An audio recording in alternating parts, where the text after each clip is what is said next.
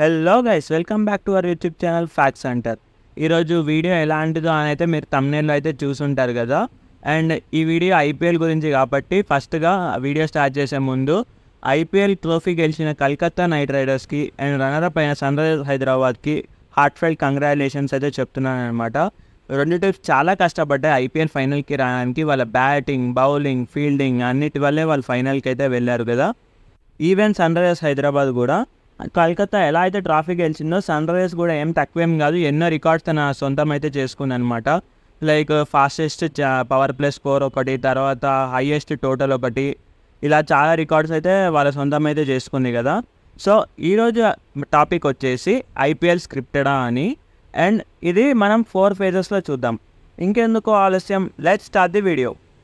ఐపీఎల్లో match fixing అనేది అయితే 4 typesలో డివైడ్ చేయొచ్చు అనమాట. ఒకటేమో టాస్ ఫిక్సింగ్, ఇంకోటేమో ఎంపైర్ ఫిక్సింగ్, ఇంకోటేమో స్క్రిప్టింగ్, తర్వాత మ్యాచ్ ఫిక్సింగ్. సో ఫస్ట్ మనం టాస్ ఫిక్సింగ్ దగ్గరికి అయితే వచ్చేద్దాం అనమాట. మనకి రీసెంట్గా జరిగిన ఐపీఎల్ 2024లో అయితే ఒక కంప్లైంట్ అయితే ఉందన్నమాట. ఏంటిది, ఎంఐ వర్సెస్ ఆర్సీబీ మ్యాచ్లో కాయిన్ ఫ్లిప్ చేశారు అని. అండ్ దానికి చాలా ట్రోల్స్ అయితే వచ్చాయన్నమాట ఎంఐ మీద, లైక్ అంబానీ వచ్చి ఫిక్సింగ్ చేశాడు అని. అదైతే కాదండి, ఎందుకంటే మనకి కెమెరా యాంగిల్లో అలా చూపించారు. అది సెకండ్ డేలో ఇంకో వీడియో కూడా బయటకు వచ్చింది, దాంట్లో జెన్యూన్గా కాయిన్ చూపించినట్టే ఉందన్నమాట. లైక్ మనకు స్టార్టింగ్లో మనకు ఎలా కనిపించిందంటే థమ్ ఫింగర్ ఏమో కాయిన్ కింద అండ్ ఇండెక్స్ ఫింగర్ ఏమో కాయిన్ పైన చూపించి ఫ్లిప్ చేసినట్టు చూపించింది. అది కెమెరా యాంగిల్ వల్ల. యాక్చువల్గా మీరు సెకండ్ వీడియోలో చూసుంటే మీకు మొత్తం రివర్స్లో కనిపిస్తుంది. సో టాస్ ఫిక్సింగ్ అయితే జరగలేదు. ఒకవేళ టాస్ ఫిక్సింగ్ జరిగింది అనుకున్నా కూడా మీరు మొన్న ఫైనల్లో చూసినా, లేకపోతే క్వాలిఫైయర్ 1లో చూసినా, క్వాలిఫైయర్ 2లో చూసినా టాస్ గెలిచిన టీమే మ్యాచ్ ఓడిపోయింది. సో టాస్ ఫిక్సింగ్ జరిగినా కూడా మ్యాచ్ మీద ఎలాంటి ప్రభావం పడదు. ఒక్కోసారి పడచ్చేమో కానీ మ్యాక్సిమం పడదు. టాస్ ఫిక్సింగ్ అయితే ఎవరు చేయడానికి అయితే ధైర్యం చేయరు, ఎందుకంటే అదైతే అంద కెమెరా జరుగుతుంది కాబట్టి ఆ కాన్షియస్నెస్ అందరికీ ఉంటుంది. బికాజ్ బయట పడితే మాత్రం చాలా బ్యాడ్ నేమ్ వస్తుంది కదా. అందుకు ఇందాక మేము టాస్ ఫిక్సింగ్ అని చెప్పాను కదా ఎంఐ వర్సెస్ ఆర్సీబీ మ్యాచ్లో. అది ఎవరైతే చేశారో అతను ఎంత పెద్ద గొప్ప మనిషి అంటే, అతను ఎప్పుడైతే మ్యాచ్ ఫిక్సింగ్ అనే డార్క్ ఫేజ్ ఇండియాలో నడిచిందో, లైక్ అరౌండ్ 2009 to 2011, ఆ టైంలో ఇండియాకి సపోర్ట్గా నిల్చున్నాడు అనమాట ఈ టాస్ ఫిక్సింగ్కి అగెనిస్ట్గా. సో అలాంటి అతనే మళ్ళీ టాస్ ఫిక్సింగ్ ఎందుకు చేస్తాడు చెప్పండి. అతని పేరు వచ్చేసి అయితే కే శ్రీనాథ్. అది అతని గురించి మీరు గూగుల్లో కూడా చూడొచ్చు అనమాట. అండ్ ఎంపైర్ ఫిక్సింగ్ కిందకి వస్తే, ఎంపైర్ ఫిక్సింగ్ అంటే జనరల్గా ఏముంటుంది, వైడ్ ఉంటే వైడ్ ఇవ్వకపోవడం, లైక్ నో బాల్ ఉంటే నో బాల్ ఇవ్వకపోవడం, లైక్ తర్వాత వికెట్స్లో క్యాచెస్ పట్టుకున్నా కూడా అది ఫింగర్ కిందికి వెళ్ళిపోయింది, లేకపోతే గ్రౌండ్కి టచ్ అయిందని చెప్పి ఇవ్వకపోవడం, ఇవన్నీ అయితే ఎంపైర్ ఫిక్సింగ్లోకి వచ్చేవి. బట్ ఇప్పుడైతే మనకి థర్డ్ ఎంపైర్ డెసిషన్ అనేది ఉందన్నమాట. ఏదైతే థర్డ్ ఎంపైర్ చూస్తారో అది మనం కూడా చూడగలం కాబట్టి ఎంపైర్ ఫిక్సింగ్ అనేది అయ్యే ఛాన్సెస్ లేవు. అండ్ ఒక్కటి మాత్రం ఎంపైర్ ఫిక్సింగ్ అని చెప్పను కానీ ఎంపైర్ ఒక తప్పు డెసిషన్ అయితే తీసుకున్నాడు. అది కూడా ఒక ఆర్సీబీ మ్యాచ్కి. లైక్ అది వేస్ట్ కన్నా కొంచెం హైట్ ఉన్న ఒక 0.1 inch ఎక్కువ ఉండేసరికి అతను నో బాల్ అయితే ఇచ్చేసారనమాట. సో అదొక్కటి జరిగింది తప్ప ఇంకేమీ జరగలేదు. ఎంపైర్ ఫిక్సింగ్ చేస్తే మనం కూడా చూస్తాం కాబట్టి మనం ఈజీగా ఫైండ్ అవుట్ చేయొచ్చు. అలాంటివి మనం ఫైండ్ అవుట్ చేయలే కాబట్టి ఎంపైర్ ఫిక్సింగ్ కూడా ఐపీఎల్లో జరిగే ఛాన్స్ లేదని అయితే మనము చెప్పచ్చు అనమాట. ఒకప్పుడు జరిగేదేమో ఎప్పుడైతే మనకి థర్డ్ ఎంపైర్ డెసిషన్ అనేది లేదో, బట్ ఇప్పుడైతే జరిగే ఛాన్స్ అయితే లేదనమాట. అండ్ నెక్స్ట్ వచ్చేసి స్క్రిప్టింగ్. స్క్రిప్టింగ్ అంటే ఏంటి, ఎవ్రీ బాల్ ఏం వేయాలనేది ముందే చెప్తారంట, అది వాళ్ళు వేస్తారు అని అయితే ఒక టాక్ అయితే ఉందన్నమాట. దీన్ని మనం చూద్దాం ఒక డిఫరెంట్ ఎగ్జాంపుల్ తీసుకొని. ఇప్పుడు చాలామంది అంటుంటారు చూడండి, ఎగ్జామ్ చదివి రాయడం కన్నా కాపీ కొట్టి రాయడం చాలా కష్టమని. ఇది అలాంటిదే. ఇప్పుడు నీకు ఒకటి వచ్చి ఫుల్ టాస్ వేయు, లేకపోతే షార్ట్ బాల్ వేయు, లేకపోతే యార్కర్ వేయు అని చెప్పిన వెంటనే మనం అలా అయితే వేయలేమన్నమాట. వాళ్ళు ఎలా చెప్తే అలా అయితే అస్సలు వేయలేము. బికాజ్ మీకు చాలా వరకు డ్యూ ఫ్యాక్టర్ అయితే వస్తుంది అనమాట సెకండ్ ఇన్నింగ్స్లో. ఒకవేళ ముంబైలో ఆడినా, లేకపోతే కొన్ని ప్లేసెస్లో ఆడితే. సో డ్యూ ఫ్యాక్టర్ వచ్చినప్పుడు ఏమవుతుందంటే బాల్ జారిపోతుంది. బాల్ జారిపోయినప్పుడు ఏమవుతుంది, మనం వేయాలనుకుని వేయలేము. సో స్క్రిప్టెడ్ అయ్యే ఛాన్స్ అయితే లేదనమాట. ఎందుకంటే స్క్రిప్టెడ్ అంటే ఎలా చెప్తే అలా వేయాలి కదా. అండ్ ఒకవేళ బాల్ ఎలా చెప్తే అలా వేసారు అనుకున్నా కూడా అయ్యే ఛాన్స్ లేదు. ఒకవేళ అనుకున్నా కూడా బ్యాటింగ్లో షాట్స్ అయితే ఆడలేము. ఎందుకంటే బ్యాటింగ్లో షాట్స్ ఎలా ఉంటాయంటే లాస్ట్లో ప్రిపేర్ అయ్యి ఆడాలి. బాల్ ఎలా వస్తుందో చూసి దాని తగ్గట్టు ఆలోచించి ఆడాలి. సో వీడు షార్ట్ పిచ్ బాల్ వేస్తాడు, నేను ఇలా వేస్తా అంటే అదైతే అయ్యే పని కాదు. అండ్ స్క్రిప్టింగ్ అయితే ఇంపాసిబుల్, అసలు అయ్యే ఛాన్సే లేదనమాట. బౌలింగ్లో స్క్రిప్టింగ్ కుదిరినా కూడా బ్యాటింగ్లో అయితే ఇంపాసిబుల్. ఎందుకంటే అతను ఈ బాల్ వేస్తే ఈ షాట్ కొట్టాలని అయితే ఎవరికి ఆలోచన ఉండదు. బ్యాటింగ్ ఎందుకంటే కొంచెము టెక్నిక్తో పాటు టైమింగ్ అండ్ అక్యూరసీ కూడా పార్ట్ తీసుకుంటాయి.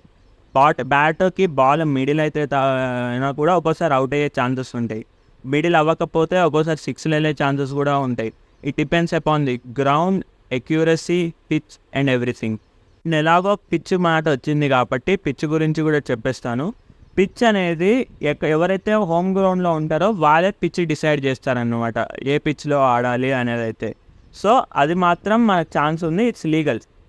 Sun Risers versus Punjab Super Kings last match home match కదా, హైదరాబాద్లో జరిగింది కదా. సో దాని పిచ్ అయితే హైదరాబాద్ డిసైడ్ చేస్తుంది అనమాట. సో అది లీగల్ అనమాట ఐపీఎల్లో. సో దాన్ని ఫిక్సింగ్ కిందకి అయితే తీసుకోలేము. అండ్ ప్లే ఆఫ్లో ఎవరు చేస్తారు అనుకుంటే కూడా ఈ రెండు టీమ్స్ అయితే ప్లే ఆఫ్స్కి పిచ్ డిసైడ్ చేయవు. మొత్తం హయ్యర్ అథారిటీస్ అయితే ప్లే ఆఫ్స్కి పిచ్ డిసైడ్ చేస్తారు. ఒకవేళ స్క్రిప్టింగ్ అనేది ఉంటే ఫస్ట్ ప్లేయర్సే అపోజ్ చేస్తారు. ఎందుకంటే ఫర్ ఎగ్జాంపుల్ మనం ఎస్ దయాల్ని తీసుకుందాం. అతను 2023లో గుజరాత్ టైటన్స్కి అయితే ఆడేవాడు అనమాట.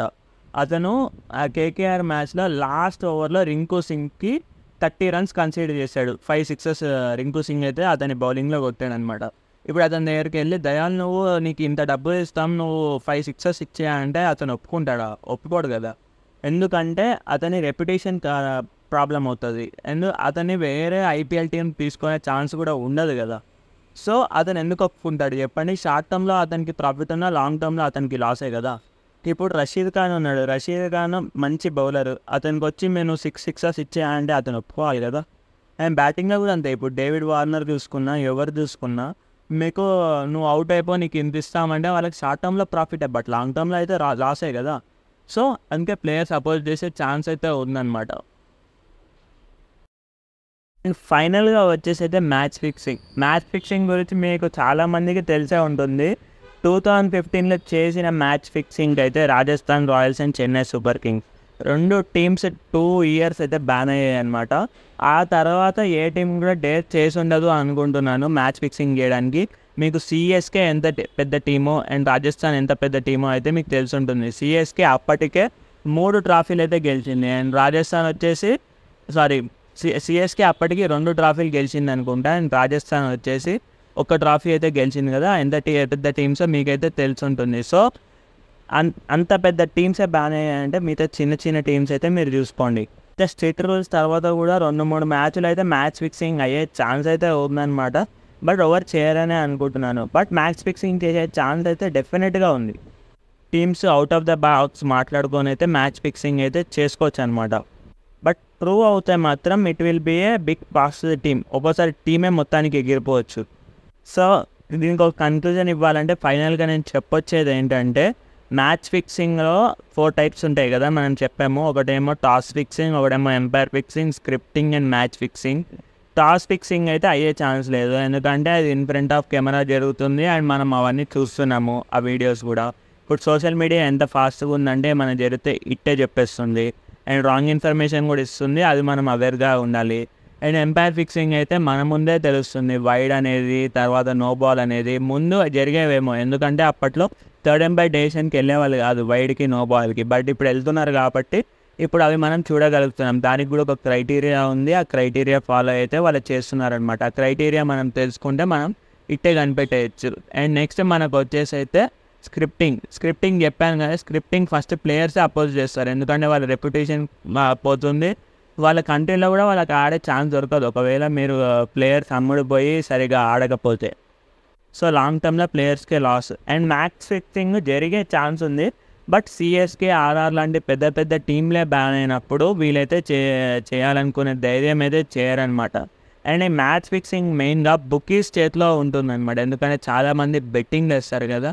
ఒకవేళ పెద్ద పెద్ద బెట్టింగ్లు ఉంటాయి కదా, లైక్ 100 crores, 150 crores, అట్లాంటి బెట్టింగ్లో వాళ్ళ ఇన్ఫ్లుయెన్స్ తోటి మ్యాచ్ ఫిక్సింగ్ చేసే ఛాన్స్ అయితే ఉంది.